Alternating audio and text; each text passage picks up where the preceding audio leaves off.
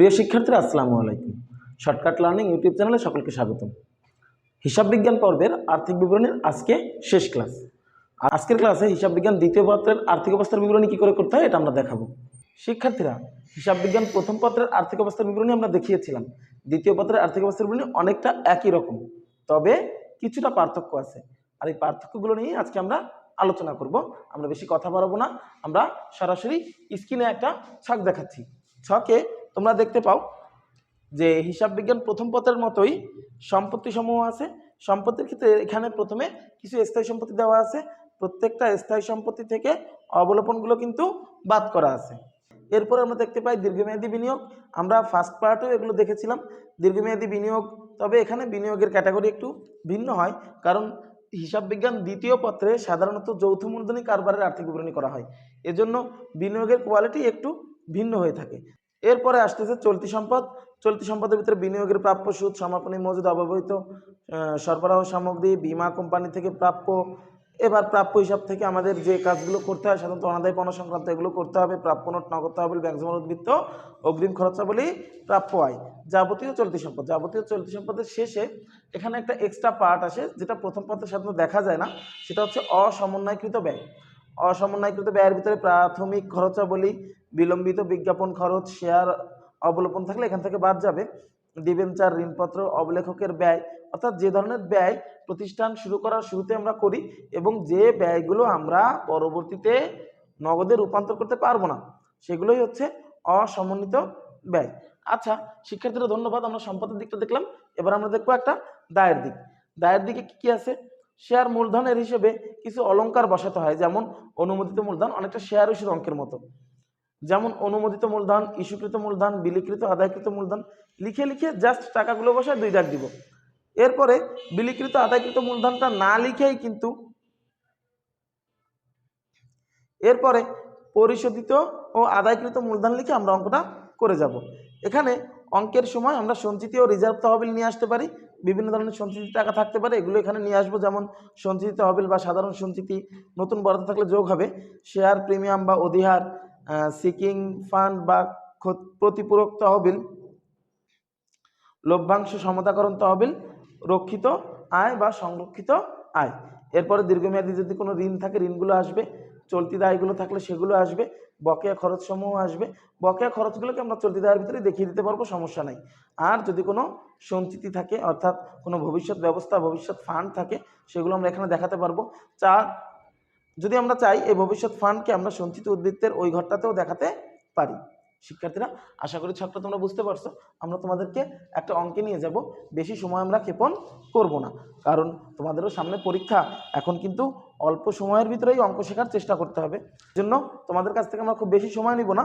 আমরা জাস্ট একটা অঙ্ক দেখিয়ে দিব। স্ক্রিনে তোমরা একটা প্রশ্ন দেখতে পাও, এই প্রশ্নটা থেকে আজকে একটা আর্থিক বিবরণী তোমাদেরকে আমি করে দেখাবো।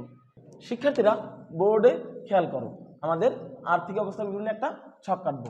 ছকটা কিন্তু একই রকম, বিবরণ, টাকা, টাকা, টাকা, 3টা টাকার ছক দিয়ে দিব। এরপরে আমরা প্রশ্ন অনুযায়ী একটা অঙ্ককে সমাধান করব। প্রশ্নের গতে আমরা দেখতে পাই যে ডিসেম্বর 31, 2014 তারিখে কোম্পানির আর্থিক অবস্থার বিবরণী প্রস্তুত করো। তো আমরা চলে যাচ্ছি এই গ অংশে। গ অংশে প্রথমে আমরা ছকের মতোই সম্পদগুলো সব নির্ণয় করব। সম্পত্তি লিখে দিতে পারি। সম্পত্তির উপরে একটা ছক দিয়ে আমরা লিখব স্থায়ী সম্পদ।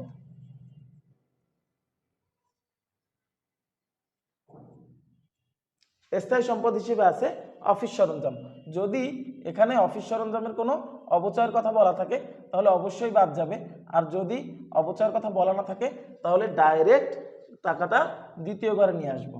কিন্তু শিক্ষার্থীরা, এই অঙ্কে স্থায়ী সম্পত্তি বলতে শুধুমাত্র অফিস সরঞ্জাম আছে, এজন্য দ্বিতীয় ঘরে না দিয়ে টাকাটা আমরা সরাসরি তৃতীয় ঘরে দিয়ে দিলাম। তারপরে চলতি সম্পদ আমরা দেখব যে অঙ্কের ভিতরে চলতি সম্পদ হিসেবে কি কি আছে। আমাদের কিন্তু কিছু ফোঁটাও দেয়া আছে, আমরা ওই ফোঁটাগুলো হিসেবে খেয়াল করব যে কোনগুলো ওই ফোঁটা থেকে অনেক কিছুও কিন্তু সম্পদের দিকে ঢুকে যেতে পারে। এরপরে আমরা খেয়াল করি আমাদের সমন্বয় দেওয়া আছে সমাপনী মজুদ।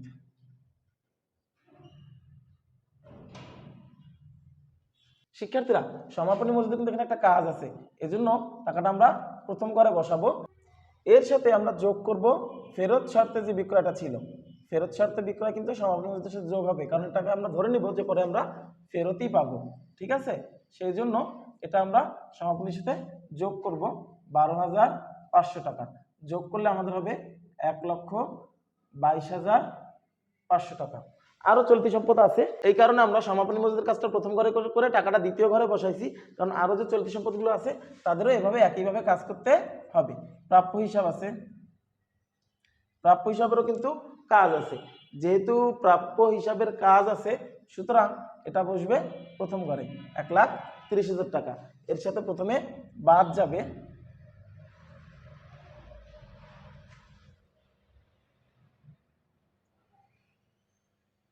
ফেরত শর্তে বিক্রয়। শিক্ষার্থীরা, ফেরত শর্তে বিক্রয় সমাপনী মজুদের সাথে আমরা 12,500 টাকা যোগ করেছিলাম, কিন্তু এখানে কিন্তু 15,000 টাকা বিয়োগ যাবে। 12,500 টাকা যোগ করেছিলাম এই কারণে, কারণ আমাদের নিট ক্রয় মূল্য অথবা যে কম মূল্যটা থাকে, কম মূল্যটা দেখাতে হয় সমাপনী মজুদের ভিতরে। আর বিক্রয়ের ক্ষেত্রে বা প্রাপ্য হিসাবের ক্ষেত্রে আমি তো তার কাছে বিক্রি করছিলাম 15,000 টাকায়, এই জন্য এখান থেকে 15,000 টাকা আমি মাইনাস দিব। মাইনাস দিলে আমার থাকবে 1,15,000 টাকা। টাকাটা আমি এখানে লিখব।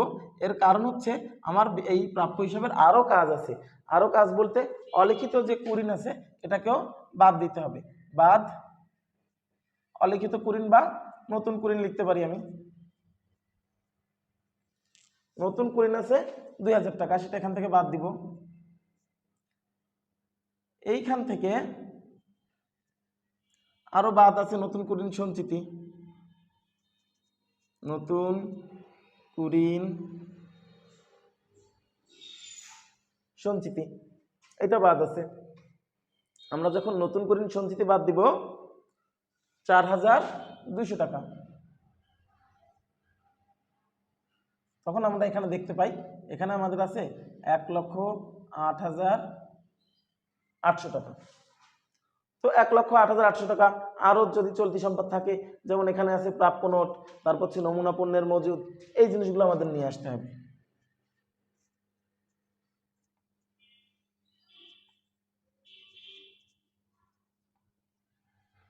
কোনো কাজ নাই, যেগুলোর কাজ নাই সেগুলোর টাকা সরাসরি দ্বিতীয় ঘরে চলে যাবে। প্রাপ্য নোট ছিল 55,000, নমুনা পণ্যের মজুদ ছিল 28,000।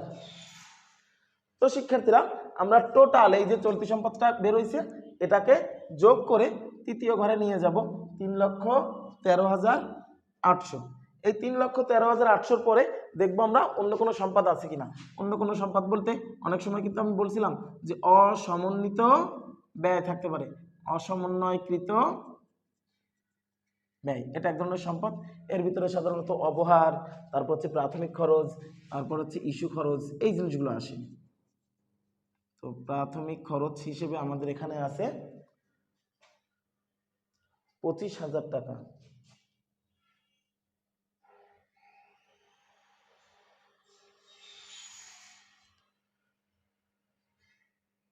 প্রাথমিক খরচ হিসেবে আমাদের এখানে আছে 2,500 টাকা। আর শিক্ষার্থীরা, এই অঙ্কে একটা ভুল ছিল, ভুল থাকার কারণে অনিশ্চিত হিসাব ছিল ডেবিট দিকে, যে কারণে অনিশ্চিত হিসাব লিখে আমরা সম্পত্তির ঘরে ডেবিট দিকে দিয়ে দিব 25,000 টাকা। যদি এই ভুলটা না থাকতো আমাদের কিন্তু এটার কোনো দরকার ছিল না।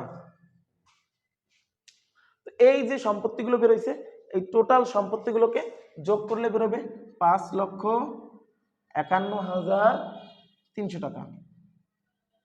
এটা লিখে 2 দাগ, আমাদের টোটাল যোগফল কিন্তু বের হয়ে গেছে। এবার আমাদের দায় ও মালিকানা সূত্র বের করতে হবে। ওই ফার্স্ট পেপারের মতোই আমরা লিখব দায় ও মালিকানা। দায় ও মালিকানা লেখার পরে প্রথমে আসবে আমাদের শেয়ার মূলধন।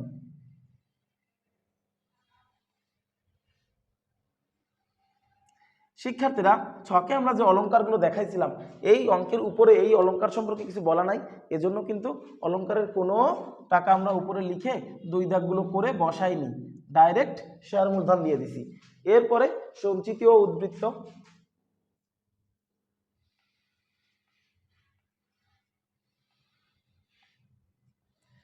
সঞ্চিতি ও উদ্বৃত্ত হিসেবে আমাদের যে রক্ষিত আয়টা করা থাকবে ওই রক্ষিত আয়ের টাকা আসবে, অন্যান্য অপশন যদি থাকে তাহলে আসবে। এখানে কিন্তু আমাদের অঙ্কের কোনো পার্টেই রক্ষিত আয় করতে বলে নাই। যেহেতু রক্ষিত আয় করতে বলে নাই সেহেতু আমরা সঞ্চিতি ও উদ্বৃত্তের ঘরে সরাসরি সংরক্ষিত আয়ের উদ্বৃত্ত লিখে দিতে পারি, সংরক্ষিত আয়। এখানে সমাপনী শব্দটা ব্যবহার করব কারণ এখানে সমাপনী টাকাটা আসে। আচ্ছা, সমাপনী তো আমরা বের করে নেই, বের না করলে নিয়ম হচ্ছে এখানে যেহেতু ওই ধরনের কোনো অপশনই ছিল না, তাই রক্ষিত আয়ের প্রারম্ভিকের সাথে চলতি বছরের নিট মুনাফাটা যোগ করে দিলে সরাসরি আমরা টাকাটা লিখে দিতে পারবো। চাইলে এখানে ব্র্যাকেটে দেখাতে পারি দুইটার যোগফল দেখিয়ে 1,26,300 এখানে আমরা দেখিয়ে দিব।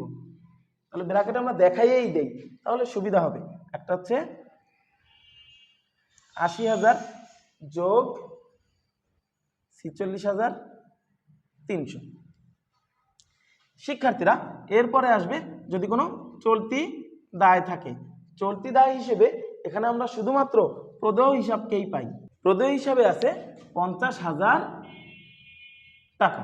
আচ্ছা, আমরা এই সব টাকাগুলো একবারে যোগ করে নামাবো। যোগ করলে আমাদের হবে 5,51,300 টাকা।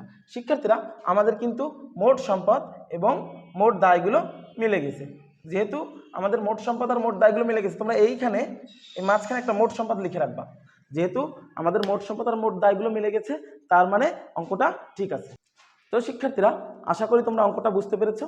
আমরা দ্বিতীয় পত্রে আরও 3টা অঙ্ক করাবো, খুব জরুরি 3টা অঙ্ক, অংশীদারির অঙ্ক, শেয়ার ইস্যুর অঙ্ক এবং লিফাফিফোর অঙ্ক। আশা করি আমাদের সাথে থেকে 2024 পরীক্ষার্থী ব্যাচের স্টুডেন্টরা তোমরা এই অঙ্কগুলো সমাধান করে নিবা, খুব সহজ পদ্ধতিতে শেখাবো। আগামী এক সপ্তাহের ভিতরে এই 3টা ক্লাস আমি কমপ্লিট করব, কারণ তোমাদের তো পরীক্ষার বেশি দিন নাই বলো, এই জন্য এগুলো শিখিয়ে দিয়েই আমরা পরবর্তী অংশে অর্থাৎ আমাদের একেবারে টপ সাবজেক্ট ইংলিশ সাবজেক্টে আমরা চলে যাব। আমাদের ভিডিওটা ভালো লাগলে লাইক দিয়ে পাশে থাকো, আর যদি তোমাদের কোনো মতামত থাকে অবশ্যই তোমরা কমেন্ট বক্সে জানাবা। আর তোমরা নিজেরা এবং তোমাদের বন্ধুদেরকে আমাদের চ্যানেলটা সাবস্ক্রাইব করে তাদের এবং আমাদের উভয়ের কল্যাণে সাহায্য করো। ভালো থাকো, আল্লাহ হাফেজ।